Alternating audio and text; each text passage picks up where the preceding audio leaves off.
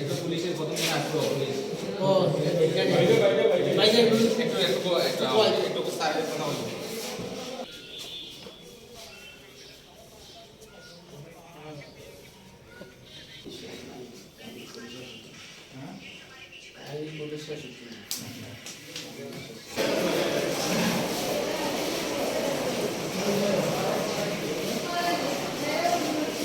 কোনো কারণই নেই। আমি শুধু যখন ওরা এসছে আমি শুধু আমি অলরেডি একটা পেশেন্ট দেখছিলাম, তো আমি দেখেছি পেশেন্টটা আসছে ঢুকেছে পরে পেশেন্টের মাথা থেকে ব্লিডিং হচ্ছে। আমি জাস্ট বলেছি ওনাকে, যিনি নিয়ে এসছেন মিস্টার শ্যামল দাস, রঞ্জিত দাস নামক পেশেন্টকে নিয়ে এসছে।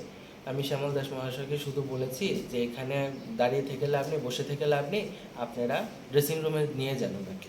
জাস্ট এইটুকু কথাই বলেছি যে আপনারা ড্রেসিং রুমে নিয়ে যান, ড্রেসিংটা স্টার্ট করুন, আমি ওই পেশেন্টটাকে ভর্তি করে আসছি। এই ক্ষেত্রে আপনার গায়ে কি হাত দেওয়া? কাজ করা স্টার্ট করা কেউ হয়েছে। গায়ে হাত দিয়েছিল আপনার? হ্যাঁ, আমাকে গায়ে হাত দিয়েছিল শ্যামল দাস। থানায় মামলা করেছেন? হ্যাঁ, থানায় মামলা করা হয়েছে। আজ আমি কালকে রাতে আমার এমএস স্যারকে জানাই, আজকে সকালবেলায় থানাতে এফআইআর করা হয়েছে। কতজনের নামে মামলা করেছেন? 3 জনের নামে। এরা কারা? এরা হচ্ছে শ্যামল দাস, সন্দীপ দাস, আর যে পেশেন্ট ছিল উনিও গালিগালাজ করেছিলেন, তো রঞ্জিত দাস। তো আপনি আমার কি চাইছেন?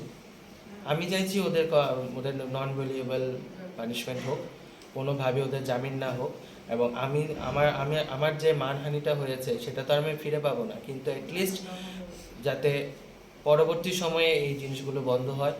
এবং আজকে আমার সাথে হয়েছে, কালকে আমার আরেকজন ফেলো কলিগসের সাথে হতে পারে, তো এটা অবশ্যই বন্ধ হওয়া উচিত এবং এটা একটা দৃষ্টান্তমূলক পানিশমেন্ট হওয়া উচিত।